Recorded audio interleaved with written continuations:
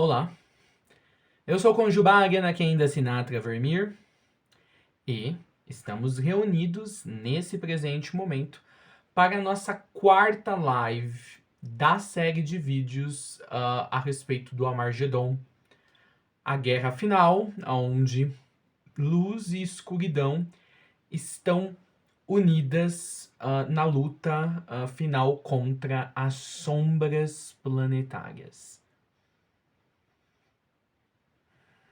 Vamos respirar profundamente. E hoje, na nossa quarta live, a exibição desse vídeo provavelmente será ao vivo, mas é uma gravação feita de antemão. Só para vocês saberem que eu não estou ao vivo, mas vocês estarão assistindo ao vivo. E hoje o nosso tema é uma explicação objetiva do livro do Apocalipse. Aquele livro bíblico, o último livro da Bíblia Sagrada Cristã, o último livro do Novo Testamento. Eu vou beber num copo d'água.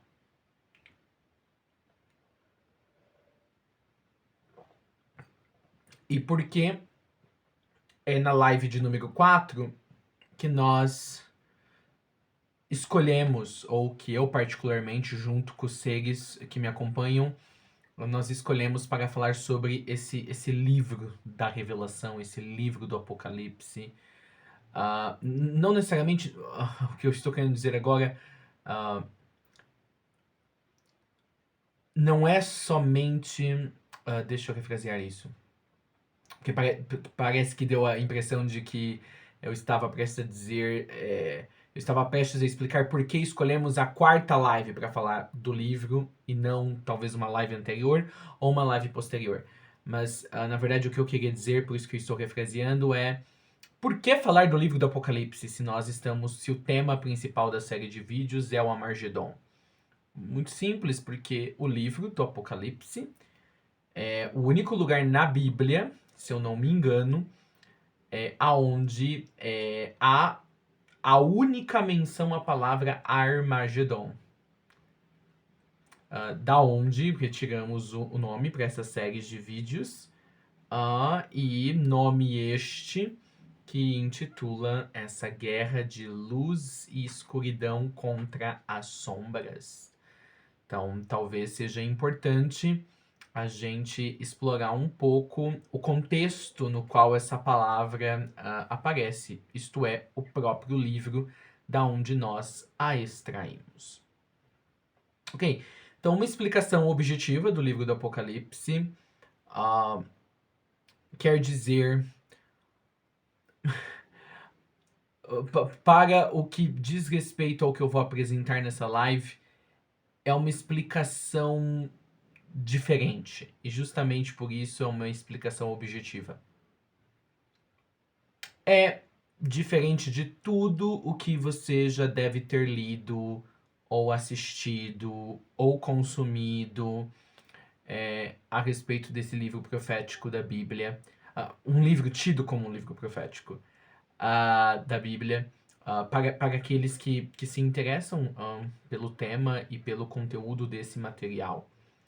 Então, aqui, o objetivo quer dizer isso, quer dizer diferente, quer dizer tomando um caminho não ortodoxo para a explicação do livro, quer dizer também que eu nem sei se após eu falar o que direi a seguir, se poderemos chamar essa minha explanação de uma explicação do livro, mas talvez mais um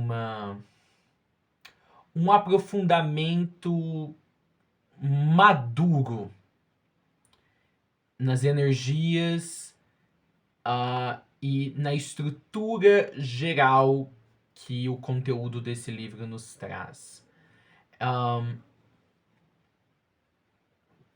Eu talvez estou demorando um pouco para entrar direto no tema, porque,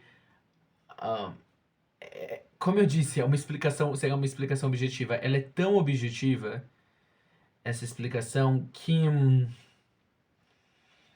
ela desafia a lógica, porque a lógica da mente inquisitiva, isso quer dizer, a lógica da mente que procura por padrões e a lógica da mente que olha para a estrutura narrativa desse livro e diz: não é possível que cada uma das coisas aqui mencionadas e dos simbolismos apresentados, não é possível que não conversem entre si ou que não queiram dizer alguma ou ser referente a alguma verdade mais profunda. Essa lógica que vê algo de maior nesse livro e fica fascinado em explorar cada esquina desse livro, cada passagem, cada versículo, se sentirá muito desafiada com a chamada explicação objetiva que eu trarei a seguir.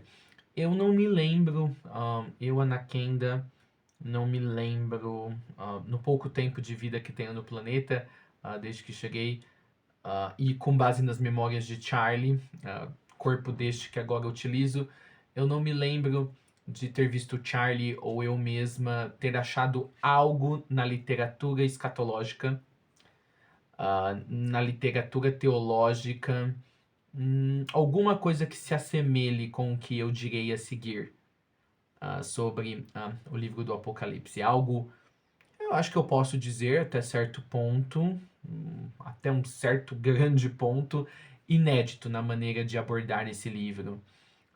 E o que podemos extrair dele. Não é totalmente inédito no mundo espiritual, pelo menos não nos lugares no mundo espiritual pelos quais eu passei antes de chegar à Terra, mas é com certeza algo inédito, até mesmo para os mais ávidos estudiosos desse material bíblico. Então, ok, sem mais delongas, porque meu objetivo não é tentar vender algum peixe para vocês. Venham, fiquem comigo porque eu tenho a coisa mais recente, mais grandiosa, mais fenomenal. Não, o meu objetivo é ser objetiva e assim eu o serei. Muito bem, vamos falar do Apocalipse. Fazemos uma boa respiração nesse momento e vamos seguir para essa apresentação do conteúdo que pode ser um refresco bem-vindo no emaranhado infinito de positações, isto é, de explicações diversas e intermináveis sobre o livro. Nós respiramos profundamente e entramos diretamente nessa consideração.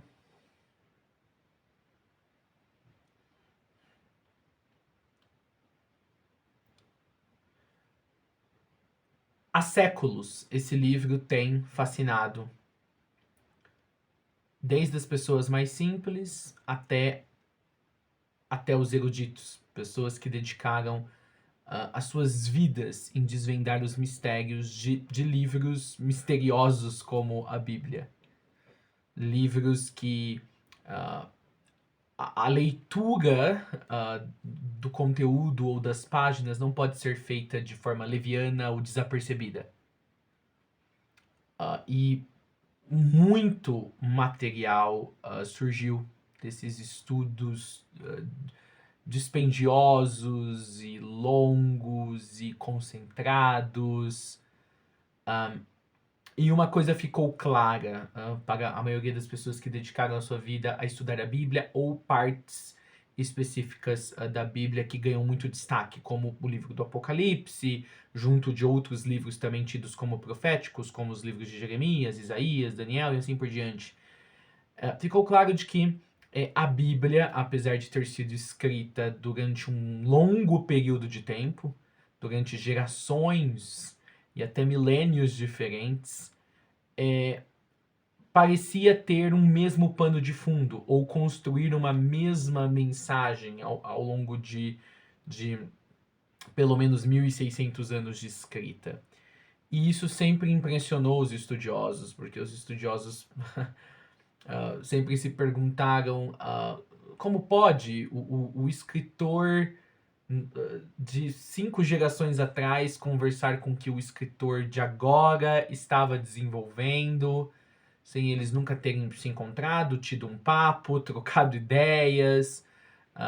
Como um pode adicionar em cima do que o outro escreveu de uma maneira que não torna o que veio antes antiquado ou desatualizado, mas que ao trazer a sua visão a partir do que o outro deixou como um fio da meada, essa visão não ser só uma reinterpretação, uma leitura atual, mas parecer que seria mesmo a visão que aquele escritor anterior teria intencionado se ele tivesse continuado a escrever as partes consecutivas ou as partes seguintes da Bíblia. Então, os estudiosos sempre ficaram impressionados com essa concordância interna da Bíblia.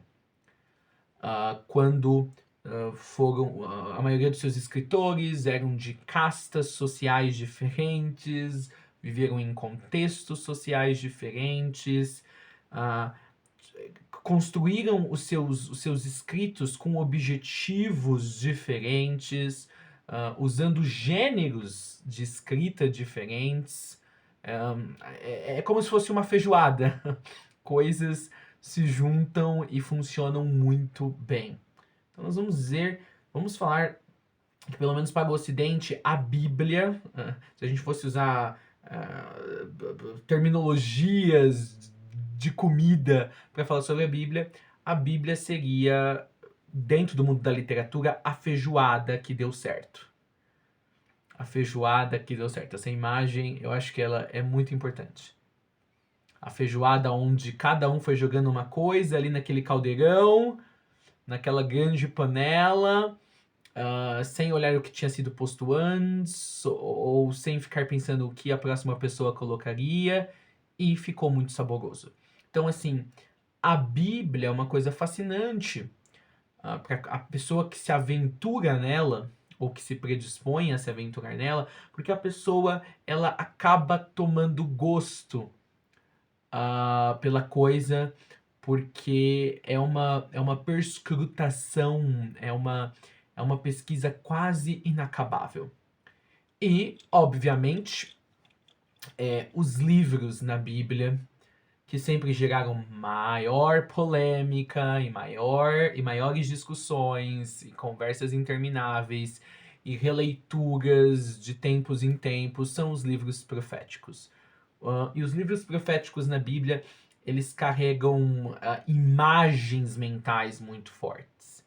Imagens inesquecíveis.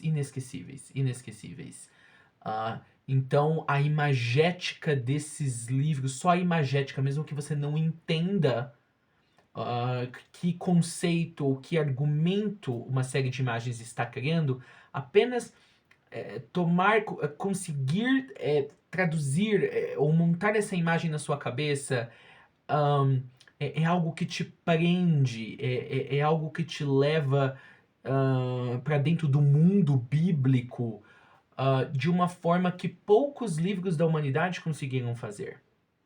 Então, realmente, independente das inúmeras interpretações de várias partes da Bíblia que acabaram sendo aplicadas em contextos sociológicos e políticos das maneiras piores possíveis, provocando grandes tragédias, apesar de toda a influência que vem do raciocínio bíblico, que quando aplicado talvez na vida material ou na vida social, nem sempre gerou o melhor dos resultados para grandes números de pessoas ou grandes massas populacionais.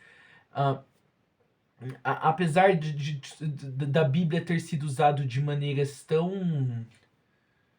ou o que supostamente diziam que a Bíblia estava dizendo, ter sido usado de maneiras tão, não vou dizer inapropriadas, mas tão aquém do que poderia ser feito a partir desses textos para avançar o pensamento crítico e a maneira das pessoas escreverem sobre as suas vidas, sobre as suas culturas, sobre as suas fés e crenças. Apesar de tudo isso, é inegável que a Bíblia nos apresenta um panorama, uma forma de ver o mundo e de se entender no mundo e, e de inserir algo no mundo que, sem sombra de dúvida, é um tipo de estrutura de pensamento muito refinada. A Bíblia traz um pensamento muito refinado. Quando eu falo de um pensamento refinado, eu não estou falando, por exemplo, da história dos hebreus que, sei lá, entravam nas nações inimigas e matavam todo mundo, inclusive mulheres e crianças. Não. Não estou falando de leis absurdas do Deuteronômio. Não estou falando de coisas específicas. Eu estou falando de essa estrutura de pensamento refinado. Eu me refiro à capacidade da Bíblia de entrecortar as moções pujantes do emocional humano com os movimentos dissociativos, desdobrativos imparáveis do mental humano, com recortes de sociedades muito específicos e muito detalhados de determinadas épocas. Em resumo, esse todo o meu comentário, porque eu ainda não entrei no Apocalipse, a Bíblia consegue falar de muitas coisas ao mesmo tempo sem escasseá-las, e também ao falar às vezes muito especificamente delas, eu vou dizer, a Bíblia como livro, ela foi muito feliz nas suas escolhas. Se ela mesma estivesse se autoescrevendo, ela foi muito feliz nas suas escolhas. Ela consegue falar de coisas sem escasseá-las, porque às vezes ela é muito detalhada em muitas coisas, mas isso só gera maior interesse pelo seu conteúdo. E quando ela tem que fazer escolhas precisas sobre o que mencionar, ela o faz sem diluir aquilo. E é um livro que consegue realmente costurar coisas que construir em camadas e construir coisas a partir de certas relações que é bárbaro quando você percebe como ela está mexendo com as narrativas e as relacionando.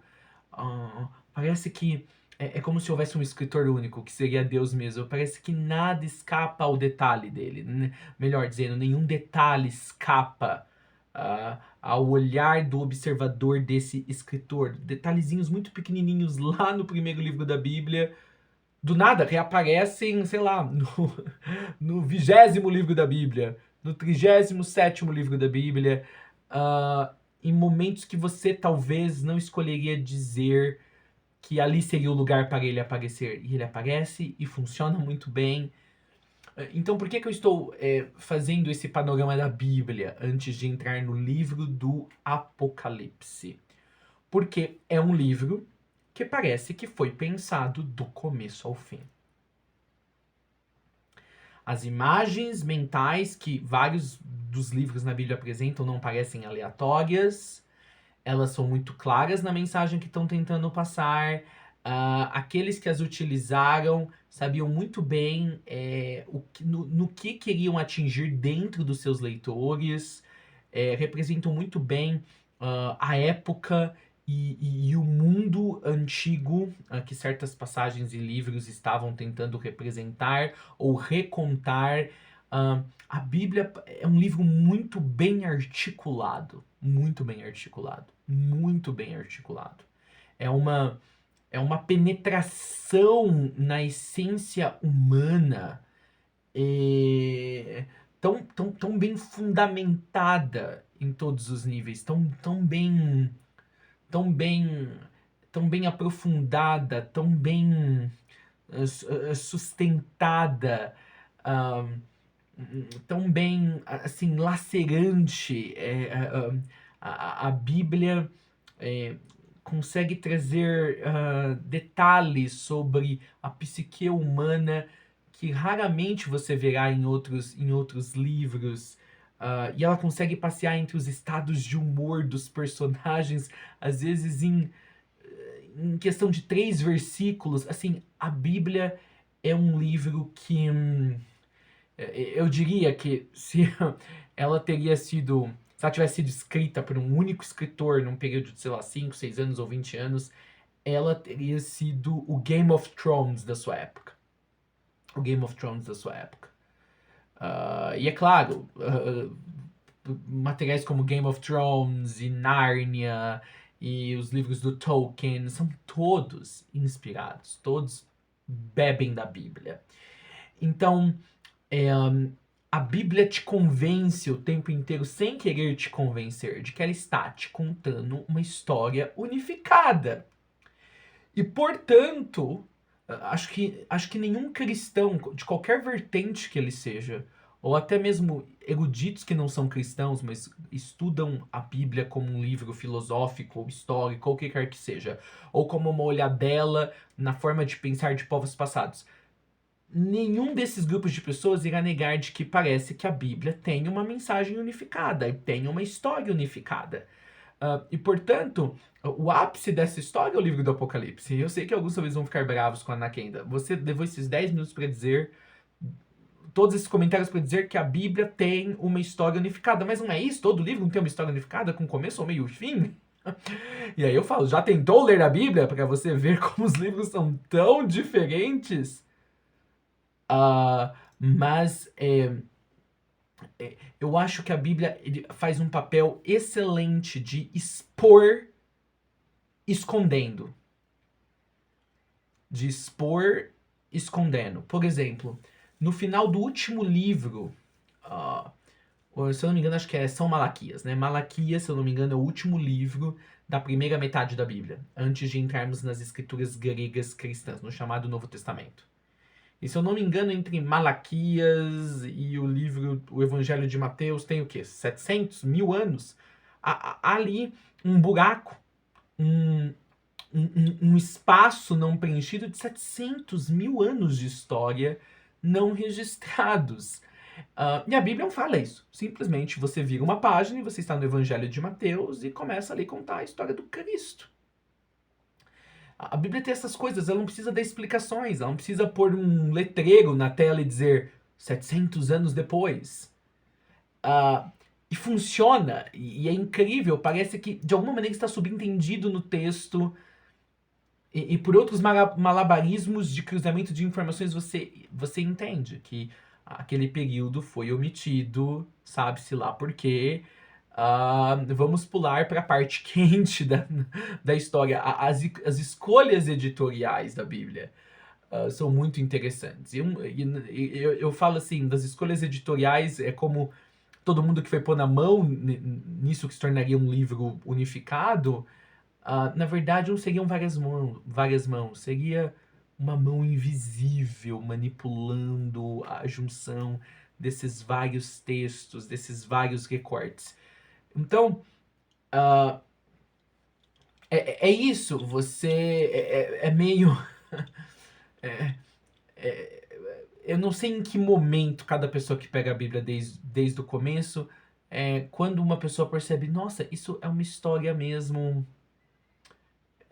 sabe, tem coesão, tem conexão entre um livro para o outro, novas camadas de uma mesma mensagem, de uma mesma linha de raciocínio vão sendo adicionadas, nada está desconexo. Deve ser uma reação muito fantástica. O ponto da Bíblia, talvez, que você esteja lendo, quando você finalmente, como leitor, se toca disso. Então, quando você se toca disso, você quer continuar a lê-la. Você quer continuar lendo-a. Você quer saber como a história termina. Então, eu acho que é o livro que faz a melhor suspensão de crença possível, que acontece todo tipo de coisa fenomenal e fantástica e sobrenatural na Bíblia. É o livro que mais consegue prender a atenção do leitor até o fim. você fica imaginando, esse fim tem que ser muito grande. E realmente a Bíblia tem, sei lá, nas suas últimas 20, 30 páginas, que acho que é o tamanho do livro do Apocalipse, ela realmente entrega um final apoteótico. É um final apoteótico. É apoteótico. Então, assim, eu acho que a gente precisa reconhecer isso, né? Não dá para falar do livro do Apocalipse, o que eu estou querendo dizer é isso. Não dá para falar do livro do Apocalipse sem entender qual é o papel desse livro. Assim, a nível de livro, de ser, sabe? É aquele espaço final da Bíblia que foi dedicado para encaixar esse livro. Por sinal, o livro do Apocalipse não é o único livro que recebeu o nome de Apocalipse. Houveram outros livros do Apocalipse, tá? Existem livros apócrifos, outros livros apócrifos que recebem o nome do Apocalipse. Existem outras versões desse livro do Apocalipse que está hoje atualmente na maioria das Bíblias, mas de todos os muitos apocalipses que existiam, esse conseguiu garantir o seu espaço nas 30 páginas finais da Bíblia. Então é isso que a gente precisa entender nessa conversa. Ela pode não parecer objetiva. Eu estou amassando o barro aqui, mas é para deixar bem claro isso. O livro do Apocalipse, ele tem talvez, não é só porque ele é a parte final da Bíblia, mas diante de tudo que foi construído antes, ele precisa amarrar, são assim, milhares de páginas. Amarrar todos os pontos de milhares de páginas, de milênios de história. E tem que funcionar. E tem que conversar com os outros 65 livros. São 66 livros a Bíblia? Acredito que sim. E tem que conversar. E tem que ser algo do mesmo panorama, da mesma grandeza ao qual todos os outros livros apontavam para. Então não é tarefa simples. Não é tarefa simples. E esse livro consegue entregar. E aí, diante de todo esse comentário, vem comentário de Mestre N mais importante. As expectativas para esse livro, para o que seria a finalização da história da Bíblia, é tão grande que a gente pensa então que a mensagem é um bicho de 7 cabeças. Ou vários bichos com muitas cabeças. Afinal, o livro do Apocalipse tem vários animais, né? Vários animais. Tem um dragão com não sei quantas cabeças, tem um outro, parece que é um leopardo com um monte de cabeças. Assim, você pensa em termos, você vê as imagéticas do livro do Apocalipse e tu fica pensando assim, poxa, né? O cara, para pensar em tudo isso, ou quem quer que tenha dado essa informação para ele, realmente estava querendo esconder algo muito importante. Sabe? É o código dos códigos. Para quebrar isso daqui é para quebrar a cabeça mesmo. Você é um universo, o livro a Bíblia é um universo à parte na literatura mundial e o livro do Apocalipse dentro desse universo à parte é outro universo à parte. Então assim, a expectativa é tão grande ao chegar nessa finalização, nesse ápice, nesse clímax, que você acha que talvez seja natural pensar que a mensagem desse livro tem que ser algo quase inefável, algo que por mais que você acha que você descobriu, você não descobriu. E aí, se você olhar de novo, você descobrirá que tem mais para descobrir. E você continuará e terá mais. É algo assim que se um dia ficar cravado na pedra, é sobre isso este livro. É como se esse livro perdesse a sua relevância ou perdesse a sua razão de ser, porque ele precisa ser indecifrável. Eu sinto um pouco disso, às vezes, dos panoramas proféticos do livro do Apocalipse, os fluxogramas, os organogramas que o pessoal monta, os infográficos. Eu mesmo estou com um diante da minha tela aqui, aberto agora no meu computador. Parece que... parece que o livro do Apocalipse foi feito para infográficos legais da revista Super Interessante serem feitos. É legal, é como se fosse montar um mosaico. Muitos partem desse ponto ao falar do livro do Apocalipse. Então, por exemplo, até o infográfico que eu tenho aberto aqui na minha frente, né? Então tá dividindo. Primeiro, né, o livro fala sobre a visão. Depois o livro ali, né, falando das 7 igrejas, falam sobre as coisas que são, ponto 2. E depois, né, vem a terceira metade do livro, que é as coisas que em breve hão de acontecer. Que aí vai estar dividido entre as 7 selos, 7 trombetas, 7 figuras principais, 7 taças. E aí depois vem a vinda gloriosa, né? Principalmente o capítulo 19 ali, que vai falar da Batalha do Armagedon, né?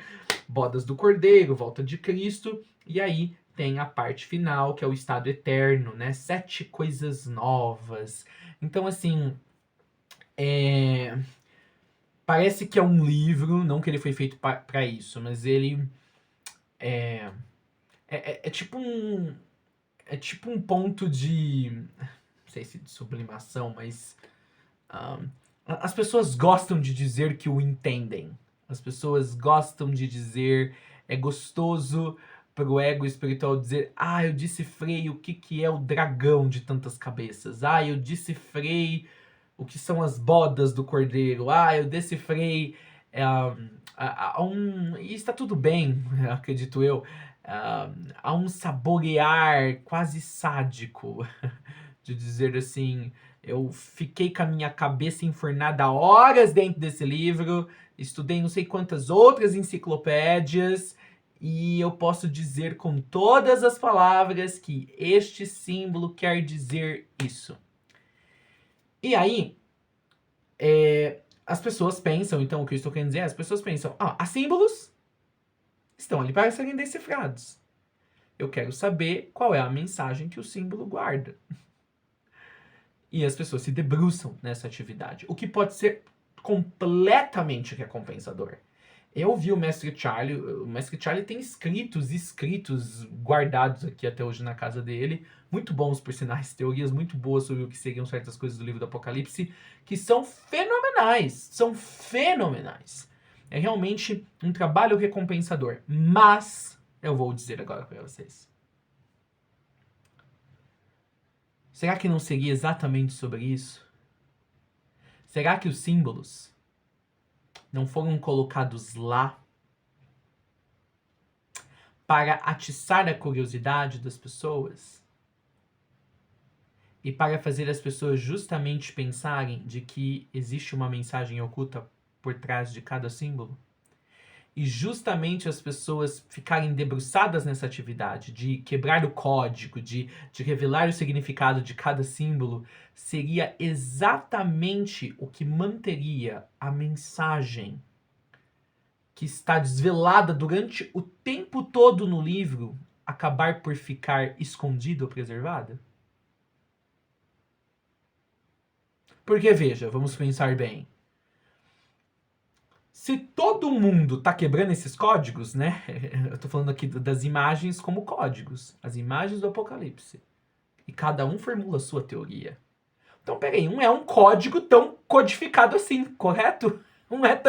Não é tão difícil assim, porque cada um consegue até formular a sua própria leitura e sustentar leituras diferentes. Então será que não era justamente para isso, para todo mundo ficar debruçado nesse trabalho, de achar que tem alguma coisa muito escondida e uma coisa que tem que se fazer muito esforço? E não seria talvez talvez o grande código do Apocalipse não seria exatamente esse? Por todo mundo nessa toada há algo a ser quebrado, há algo a ser desvelado. E nós precisamos fazer o esforço para tanto.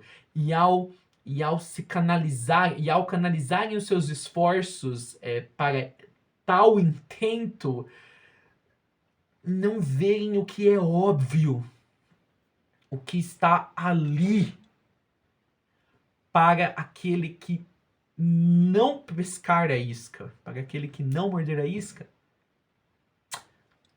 Veja bem, isso não é uma explicação do livro do Apocalipse. Isso é uma reflexão. Será que é mesmo um livro sobre nós entendermos as imagens? Ou será que é um livro sobre nós experienciarmos essas imagens? Será que é um livro? Será que não é um livro que fala de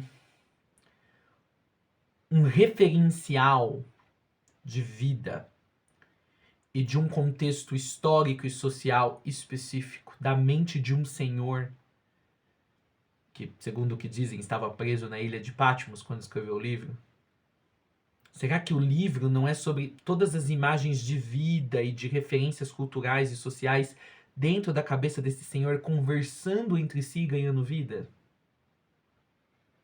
Será que não pode simplesmente ser um devaneio? Um devaneio de alguém que estava talvez ficando com Alzheimer? Isolado numa prisão escura e gélida numa tal ilha de Patmos? Veja, não estou tentando desmerecer o apóstolo João. Mas o que eu estou querendo dizer é, com certeza, leituras continuarão a ser feitas sobre o livro do Apocalipse. Não vai terminar hoje tão cedo. Estão há 2000 anos fazendo. E se há muitas leituras, a probabilidade da leitura correta, se é que existe uma, é existir. E eu vou refrasear isso. Se existem muitas leituras e nenhuma nova leitura satisfaz por muito tempo, logo vem outra, logo vem a nova pessoa tentando superar a anterior ou a mais recente. Talvez seja porque nenhuma dessas leituras é a leitura final. Talvez seja, ou se já houve a leitura original, ela ficou perdida num campeonato de traduções e em tentativas de explicá-lo a qualquer custo. Às vezes, quando nós tentamos muito, nós falhamos. É isso que eu estou querendo dizer. Ok. Agora eu fiz um panorama sobre em que pé ou a partir de qual perspectiva as pessoas querem explorar esse livro. As pessoas acham que esse é um livro fechado. Não é um livro para todos, não é um livro para todos entenderem. Você precisa trabalhar duro para entendê-lo. Você precisa estudar e saber muito para entendê-lo. E agora vem a explicação objetiva do livro do Apocalipse.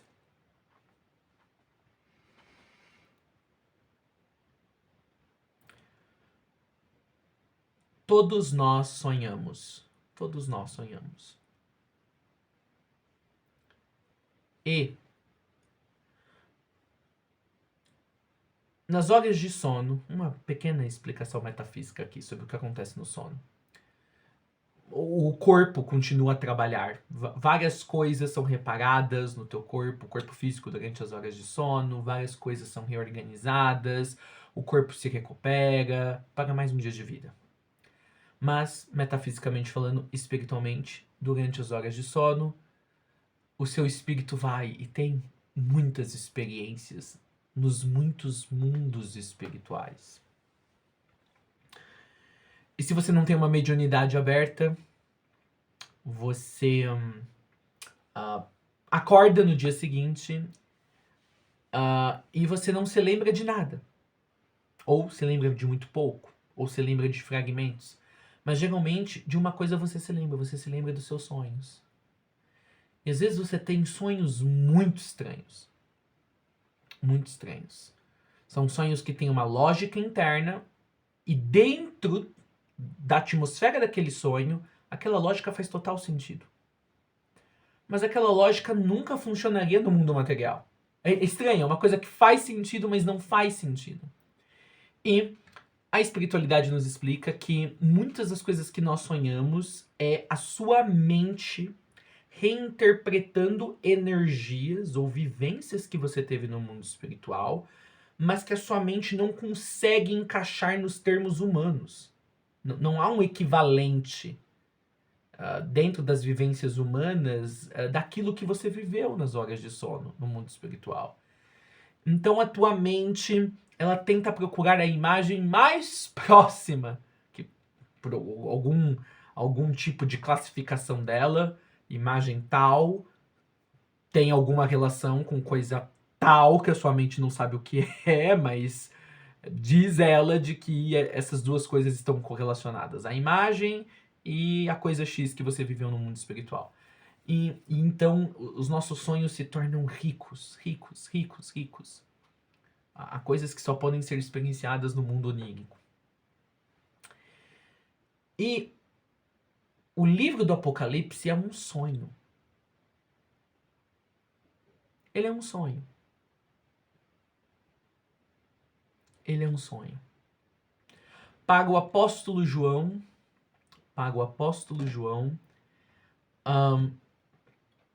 é ele pegando vários sonhos, ou seja, várias visitas que ele teve ao mundo espiritual, através de um período de alguns anos. E um dia, ele tendo uma eureka. Uau, eu tenho a sensação de que todos esses meus sonhos estão conectados de alguma maneira. Então ele senta, ele escreve, e ele não sabe explicar como, mas quando ele vê escrito, ele fala: realmente, tem alguma coisa me querendo ser dita aqui. Então, o livro do Apocalipse, numa explicação humana da coisa, é um senhor idoso que compila os seus sonhos e ele os compila numa certa ordem que faça parecer que esses vários relatos de sonhos diferentes formam uma história maior. Vamos dizer, né? Acho que teve o Freud que publicou o livro O Significado dos Sonhos. João já havia feito isso no 1º século. Então, o livro do Apocalipse, numa explicação bem humana, bem, vamos dizer, numa explicação bem aterrada do porquê esse homem teria escrito isso. É um senhor que está tendo sonhos muito loucos, muito estranhos.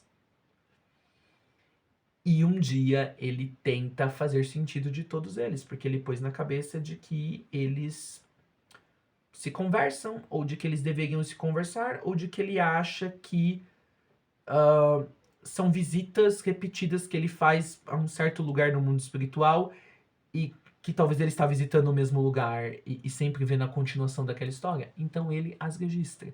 Não tem nenhum motivo por trás de catequizar as pessoas ou de doutriná-las. É um homem tentando fazer sentido do seu onirismo. Do seu onirismo. É um homem que está aprisionado.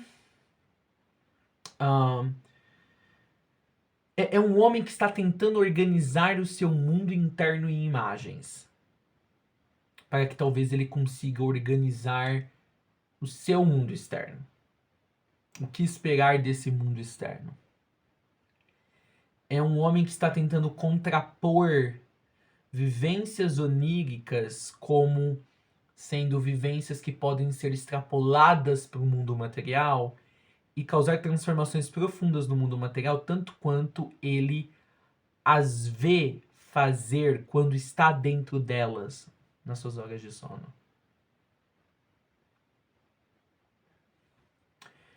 O livro do Apocalipse, pela perspectiva de João, é uma pessoa no fim da sua vida tentando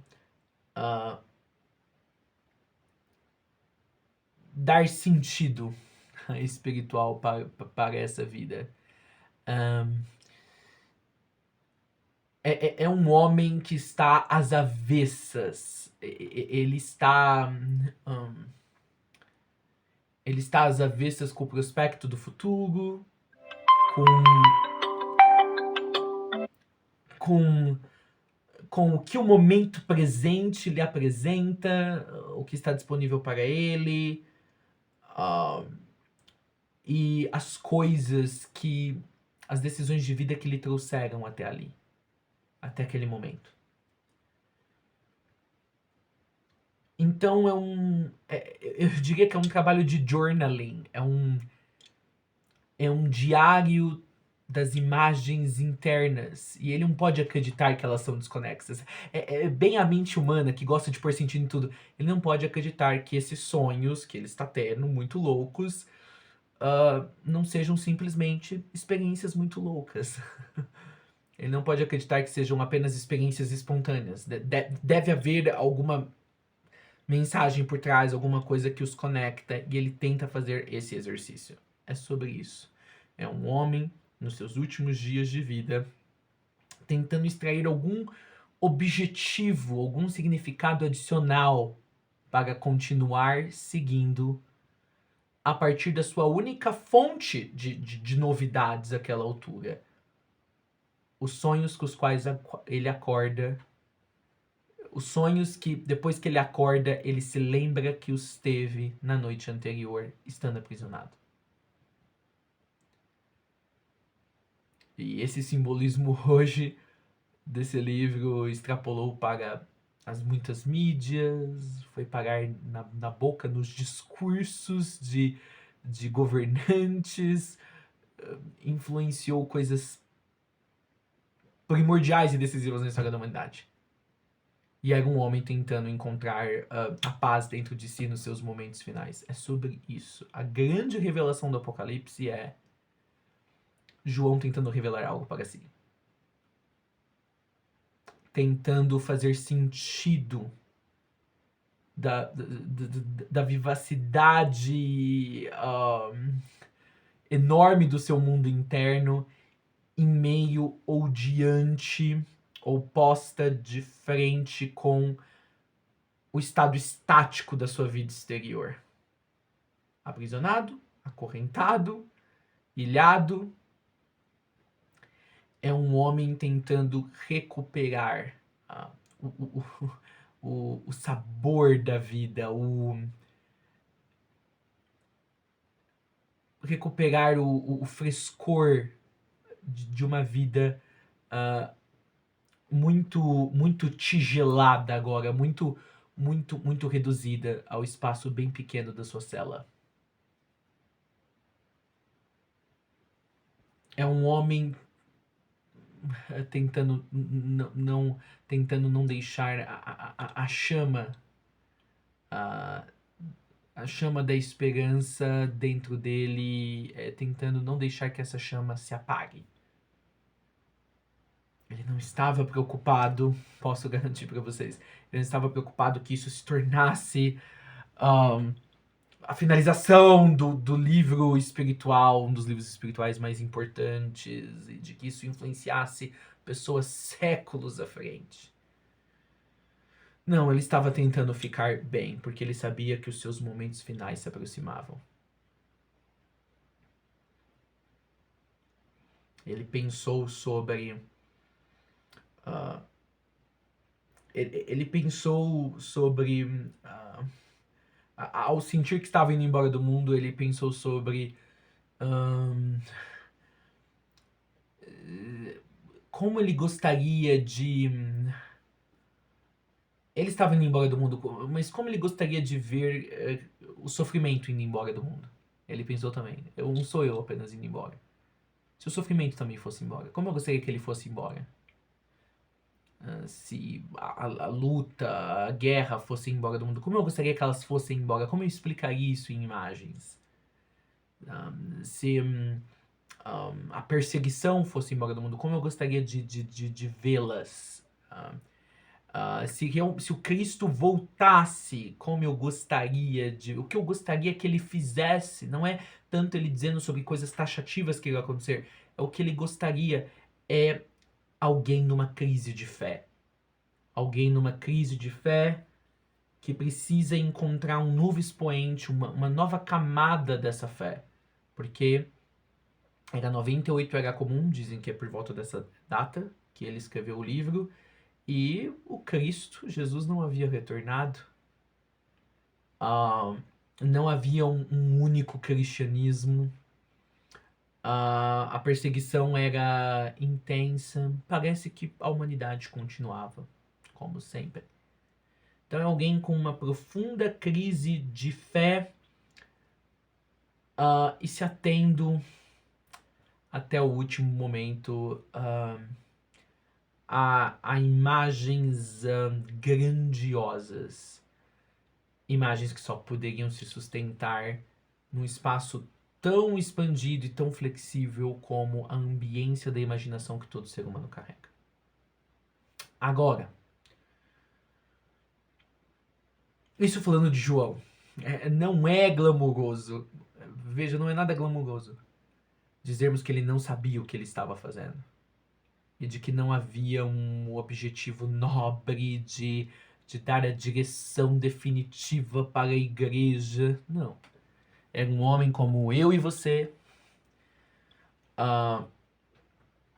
tentando organizar imagens que o atormentavam. E é isso, são imagens que ninguém veio, e inclusive quando ele fala um anjo apareceu para mim, não foi para ele, é mais, ele gostaria que um anjo tivesse aparecido para ele e contado as coisas. É mais bonito dizer que um anjo apareceu para ele do que ele dizer é algo que eu sonhei de noite e por que eu tô sonhando com essas coisas? Então é um exercício para se manter vivo na prisão. É sobre isso que é esse livro. Então, agora na parte final dessa live, nós vamos falar não sobre o contexto de João, o que acabamos de fazer, o contexto que fez ele querer sentar e registrar todos esses sonhos. Então, a primeira coisa que a gente precisa deixar claro aqui é que não é um livro profético, é um livro onírico. Isso muda totalmente a leitura do livro. E como os sonhos, e como qualquer sonho que eu e você já tivemos, e que nós temos regularmente se somos pessoas saudáveis, mesmo quando não nos lembramos deles, estamos os tendo, tem uma lógica interna, mas não é a lógica da mente no estado acordado. Então não adianta nós tentarmos fazer leituras que tenham um raciocínio que a nossa mente acordada aceite. E aí, é claro, se você quiser extrapolar, é um livro onírico e esses onirismos ou sonhos são proféticos. Aí é uma outra conversa, mas é um livro onírico, não profético. E aí, é sobre isso. É um homem que tem os seus escritos, as suas anotações pessoais tornadas. Alguém lê essas anotações e fala: uau, que legal, onde nós podemos encaixar isso? E eles falam: a Bíblia, nem existia a Bíblia ainda, porque a Bíblia, como eu mesmo já disse mais cedo na live hoje, não foi algo que, não foi um projeto de 1600 anos que começou lá atrás, eu vou escrever um livro e eu vou morrer e outra pessoa vai continuar por mim. Não. É uma coisa que depois, através de vários conselhos da Igreja Católica, veio a ser uma biblioteca, a ser compactado num único compêndio e virar a Bíblia moderna. Nunca houve um projeto escrita da Bíblia, não foi assim que aconteceu. Então, mas brincando de maneira talvez um pouco sarcástica, alguém leu esses sonhos e falou: eu acho que eu sei onde isso pode se encaixar. Eu acho que esse pode ser um final legal para um livro que um dia será conhecido como a Bíblia. Então, das anotações de um velho, eu vou até falar de uma maneira um pouco condescendente, um velho decrépito, que já talvez não estava muito batendo bem na cabeça, das anotações de um velho louco para os padrões tradicionais, anotações finais dele, onde ele talvez tentava manter alguma lucidez. Isso virou o ápice da teologia do que um dia se tornaria a igreja cristã, o catolicismo e todas as suas vertentes. Parece até... é irônico mesmo, é sarcástico que o universo tenha feito isso. Mas talvez uma leitura, um aprendizado que nós possamos fazer desse exercício no final da vida que João fez, que era para consigo mesmo, ele não estava preocupado que isso se espalhasse ou virasse algo global. Mas há algo interessante a ser tirado de João aqui. Nos dias finais de sua vida, ele tentou organizar o seu mundo interno, o seu mundo subjetivo.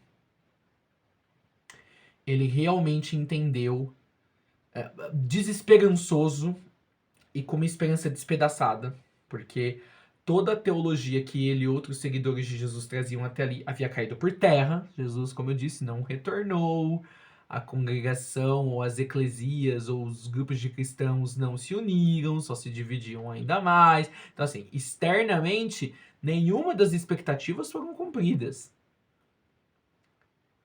Então, João parece que há tempo, antes de falecer, antes de terminar aquela encarnação, ele entende o que Jesus falava. O reino de Deus está no seu meio. Parece que ele é realmente o primeiro. É o primeiro dos apóstolos homem.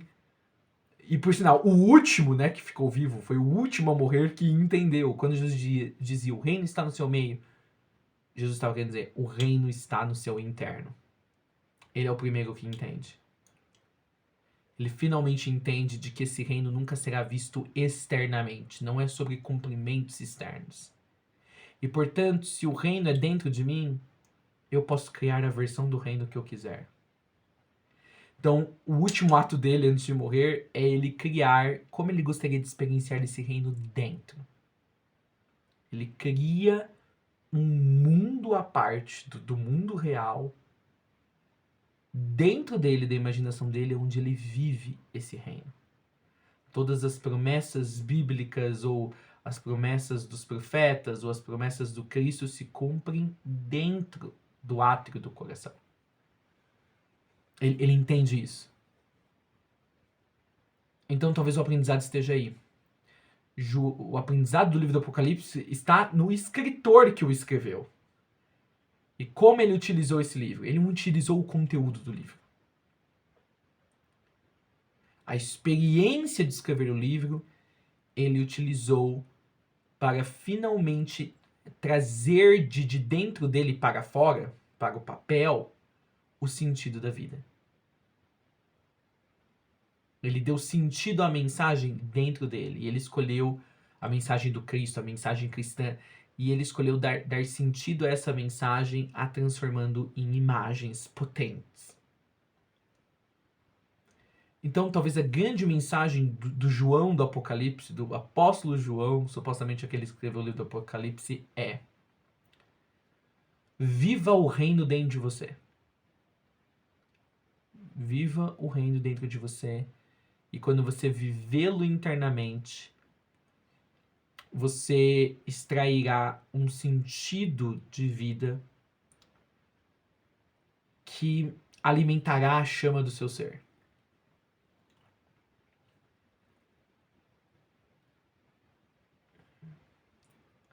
Só dentro do coração que o reino pode fazer essas coisas inimagináveis que eu falei que são possíveis de acontecer na descrição de visão por visão que eu fui colocando por escrito. Eu quero frasear isso novamente. João entende que o sentido da vida está em organizar as imagens internas. E quando nós as organizamos, uma mensagem emerge. E ele fez isso com as imagens internas que ele estava tendo no final da sua vida.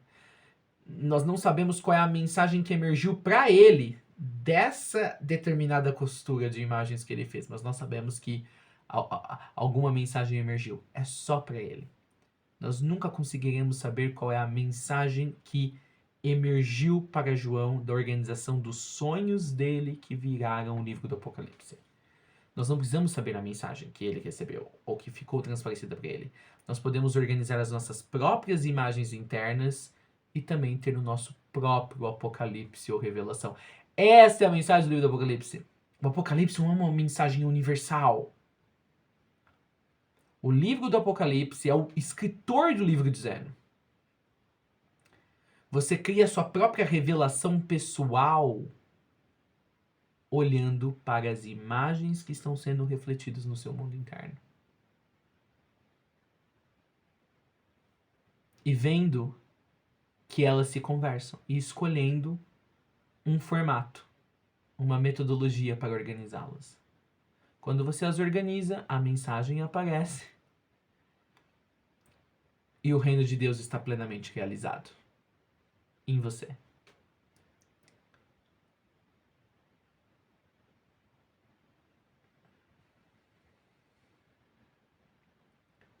Essa é a mensagem do Apocalipse.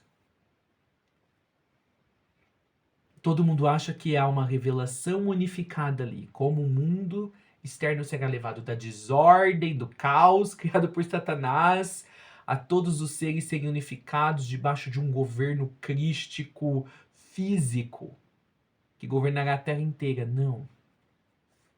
João está dizendo, esta é a revelação pessoal que eu tive. Todos esses, 21 capítulos. É a revelação pessoal que eu tive do meu ser divino dentro de mim. Há imagens dentro do coração de cada um de vocês também prestes a serem descobertas. Organize essas imagens internas e você terá a sua revelação pessoal. Ou seja, a revelação ela não é unificada, ela não é padronizada, ela não é única para toda a humanidade. Se há 8 bilhões de seres humanos, há 8 bilhões de revelações. Cada uma diferente da outra. Cada uma dentro do coração de uma só, de uma pessoa só. Esta é a mensagem do Apocalipse. A revelação pessoal.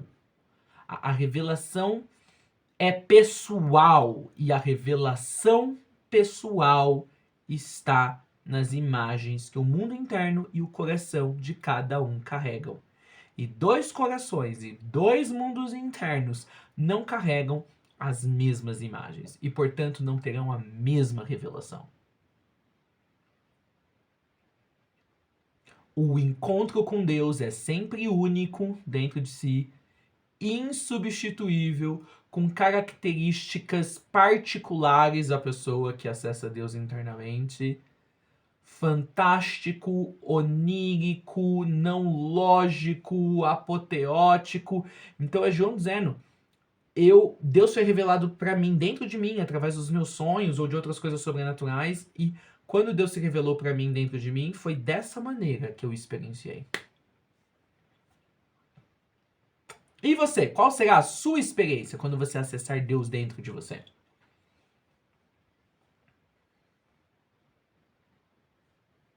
Ou seja, queridos, o livro do Apocalipse não é sobre você ficar decifrando cada profecia, ou a marca da besta, ou 666, ou cada imagem, ou cada trombeta, ou cada selo. Não.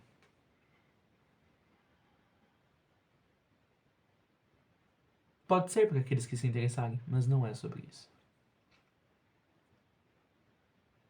As pessoas então leem a revelação que João teve de Deus dentro de si e acham que essa revelação dele é transferível.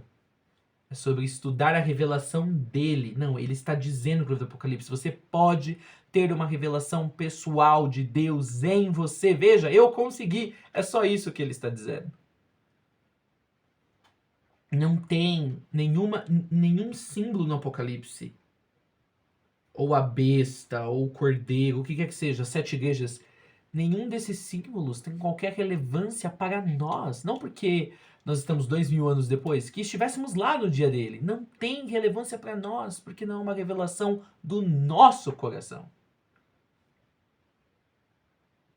Não é como Deus se apresentaria no nosso coração.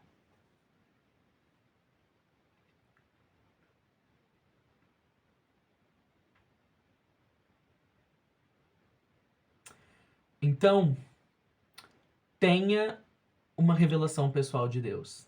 Essa é com esta mensagem que a Bíblia finaliza. Tenha uma revelação pessoal de Deus. Deus só pode ser experienciado em base pessoal.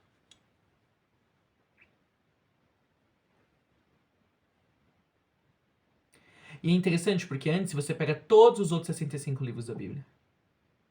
Algumas Bíblias têm mais livros ou menos, não vou entrar nesse mérito. Mas se você pega todos os outros livros da Bíblia,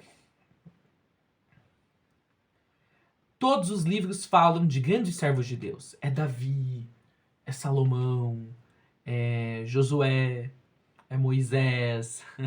Todos eles têm revelações externas de Deus e é pontual as revelações oníricas de Deus. Talvez você tenha Samuel que sonhou com Deus, mas é pontual. Você vê todos os personagens da Bíblia, absolutamente todos. A tratativa, o tratamento deles, a relação deles com Deus é totalmente externa. E é a partir desse relacionamento externo com Deus que eles movem a nação e movem a sua história de vida e movem outras pessoas e angariam exércitos e derrotam outros. E todos morrem. E todos morrem. E todos morrem.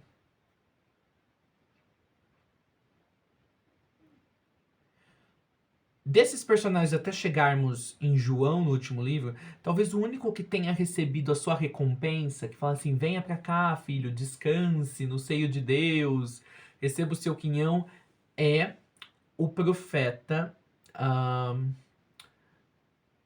na verdade tem dois, né? Tem dois profetas. Um deles, que Deus na verdade o toma, que é... Melquisedeque, se eu não me engano. Deixa eu ver. Estou tentando. Eu tenho que confirmar. Mas deve ser Melquisedeque. Melquisedeque não, é o outro. Lá no livro do Gênesis, né? Tem um profeta. Será que é Melquisedeque? Vocês me corrijam aí. Mas tem um profeta lá no livro do Gênesis que ele é tomado por Deus. Ele não vê a morte. Então ele vai descansar. E depois nós temos, acho que Elias, né? Que é carregado num carro de fogo. Então, assim, até onde eu me lembro, mas que a Annie pode estar errada. Mas vai mudar o fato, mesmo que tenha sido mais de um, mais de dois. Mas, assim, nós temos um número muito pequeno de 2 profetas, ou talvez um pouco mais, que durante toda a história da Bíblia, a história deles de fato termina, ela é interrompida. Deus fala, venham pra cima, venham pra cá, e recebe finalmente a sua recompensa, né? Venham ter uma revelação pessoal minha. São poucos os personagens, eu estou supondo que são 2 na Bíblia, que a história deles, a relação deles com Deus deixa de ser uma série de atividades externas e finalmente eles são recolhidos, eles são removidos da sua própria história. Sua história, né? Se eu não me engano, Elias mesmo vai embora no carro e Eliseu assume a função dele. O profeta lá do... Enoque, lembrei. Enoque tá profetizando e do nada ele é tomado por Deus, né? Deus abrevia a vida dele. Então é muito interessante. Se eu não me engano, acho que é só Enoque e Elias. São os únicos 2 profetas da inteira escrituras hebraicas que a história deles é muito ativa externamente, a relação deles é externa, é pregar para as pessoas, é avisar as pessoas, e do nada a história é interrompida e eles são recolhidos da sua própria história, eles são retirados da sua própria história, eles são ocultados, então eles têm uma revelação pessoal de Deus. Tem uma revelação pessoal de Deus. E aí nós temos o ápice, Jesus. Jesus é uma coisa interessante, porque ele passa meio batido pelo Império Romano. Ele passaria batido. Se não tivesse sido as facções contra ele que tentaram, fizeram de tudo para Roma prestar atenção nele. E até durante o julgamento dele, os romanos nem tão assim, sabe? O próprio Pôncio Pilatos, né? Acho que é o Pôncio, né? Fica tentando livrar a barra de Jesus, porque assim, né? Ele passava desapercebido. Várias vezes a Bíblia fala que ele conseguia desviar das multidões que queriam matá-lo, fazer alguma coisa com ele. Então, assim, e aí Jesus tem aquela morte violenta, mas ele também é ocultado. Ele ressuscita, fica oculto numa forma espiritual, né? Falando durante 40 dias com os discípulos, e ele sobe para o céu e uma nuvem o oculta. É a terceira pessoa na Bíblia que está fazendo um monte de coisa externa e uma hora ele é ocultado. Ele é ocultado. Ele vai ter uma revelação pessoal de Deus. E a última pessoa a ter uma revelação pessoal de Deus, revelação no sentido assim, de ter a revelação e ser ocultado para dentro dessa revelação, é o próprio João. É o próprio João. É o próprio João. Acho que o capítulo 21 fala, não, e você sela o livro até o tempo do fim e tal. E ali naquele momento ele ainda está dentro da visão. Então João ele permanece dentro da visão. Então ele foi ocultado. Ele finalmente para de fazer algo no mundo, pois ele encontrou um novo mundo para si.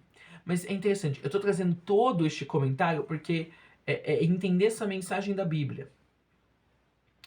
Todos os grandes homens da Bíblia fazem, e constroem império, destrói império e profetiza contra. Mas nenhum deles são ocultados dentro de Deus. Nenhum deles são recolhidos para dentro de Deus. Porque todos estão tentando garantir a permanência do contato com Deus no externo. E aí os únicos que percebem que a garantia de terem a presença de Deus é se recolherem à presença de Deus, que é o mundo interno, são justamente os únicos mencionados na Bíblia que são de fato retirados da narrativa. E às vezes parece que até precocemente. Enoque, Elias, o próprio Jesus e João. Então, qual é a mensagem? A mensagem da Bíblia é uma dicotomia. Fala sobre a sucessão de homens maravilhosos e mulheres incríveis que procuraram Deus no mundo e procuraram construir a presença de Deus no mundo externamente. E aí o último livro da Bíblia fala: mas feliz é todo aquele que tiver achado Deus dentro. Uma mensagem simples. A mensagem é essa, da Bíblia. Homens e nações, impérios, justificaram suas ações em Deus, em encontrar Deus, em defender Deus. Toda uma linhagem de pessoas tentaram construir Deus no mundo. Mas Deus já tinha um mundo criado para si.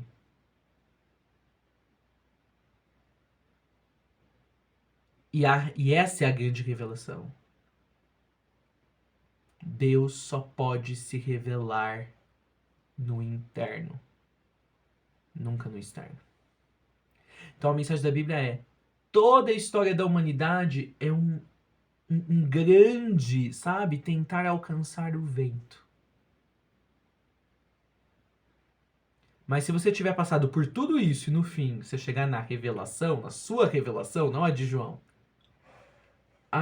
não é sobre nada fora, é dentro. Você entendeu a mensagem da Bíblia.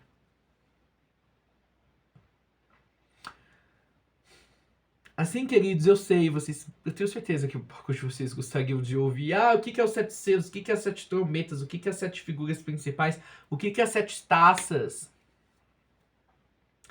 E aí, lá no capítulo 19, fala sobre a batalha da Margedon, as bodas do Cordeiro, a volta de Cristo com a igreja, né? Assim, aqui eu vou dar os meus centavozinhos do que seria isso, no capítulo 19. Eu diria que a gente experiencia isso, né, por certos nomes de certos processos energéticos. A batalha da Margedon é o quê? É a liberação de Cabamba, né? É o processo de Cabamba. Essa é a batalha da Margedon no capítulo 19. Esse casamento com o cordeiro, né, é o casamento com a alma, é o enjornal, né, falando nos termos do nosso grupo. É entender a nossa verdadeira amada, que é a nossa alma. Ó, já eu querendo dar significados aí, ó. Igual, porque eu sei que vocês querem um pouquinho de significado, assim, mais bonitinho, né? Mais estruturado. E a volta de Cristo com a igreja? É psicodelismo. A igreja dos seus aspectos, né? A igreja, a casa dos seus aspectos, né? É a sua fusão com os seus aspectos.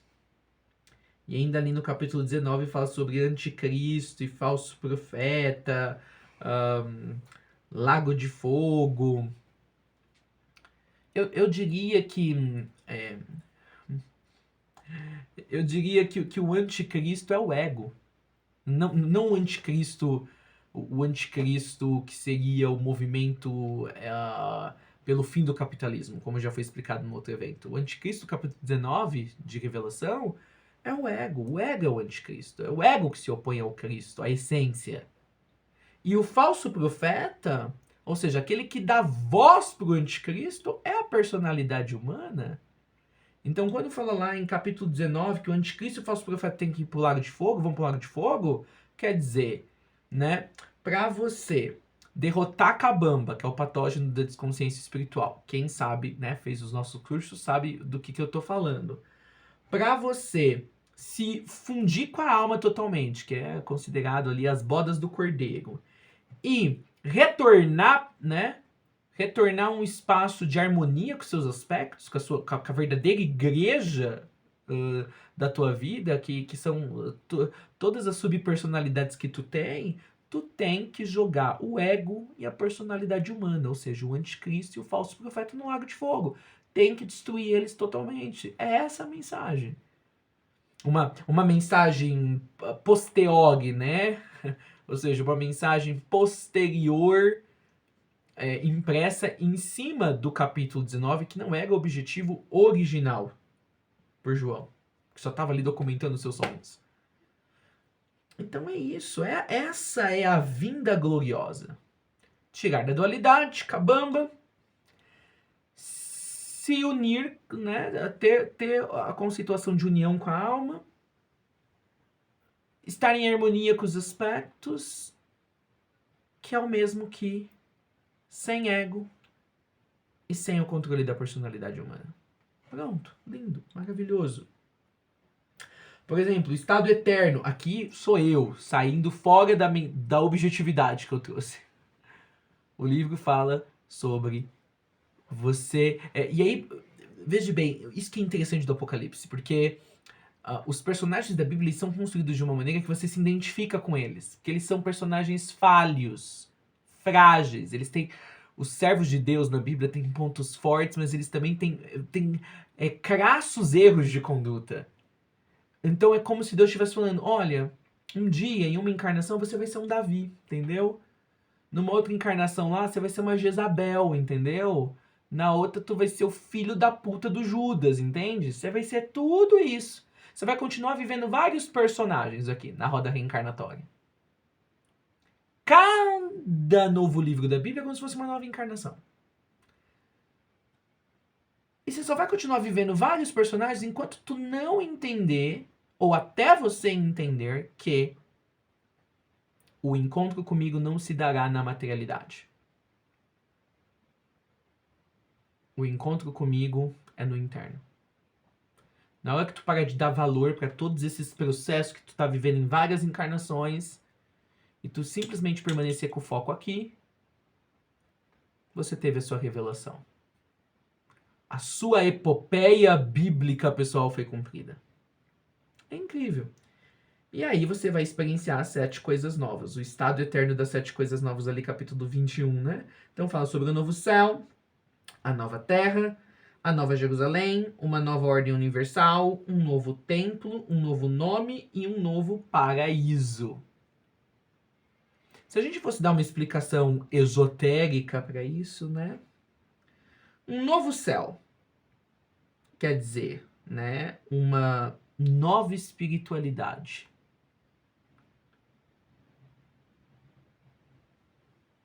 É isso. Na Bíblia, céu está conectado com o espírito, com o invisível, com o que rege a vida a partir do invisível. O novo céu é uma nova espiritualidade. uma nova maneira de fazer. Quando a gente fala nova espiritualidade, quer dizer uma nova maneira de fazer sentido da sua vida, quer seja material, ou o que quer que seja. Ou o que quer que seja. Aí depois, a segunda nova coisa ali, né? De capítulo 21. Uma nova terra. Sinta isso, uma nova terra.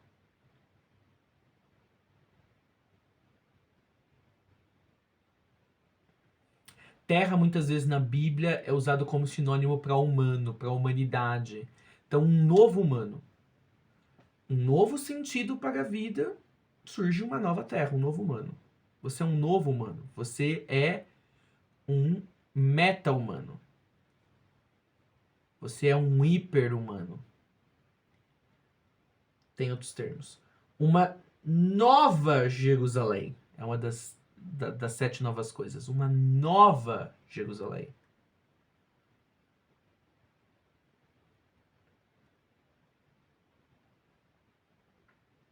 Jerusalém foi, durante séculos, o coração da religião judaica, do povo judeu.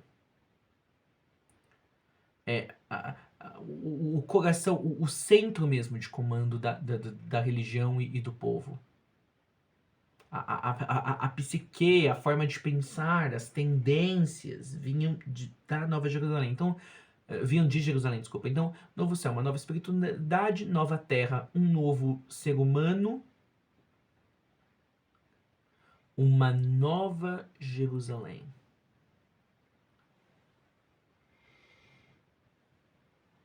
Sinta isso.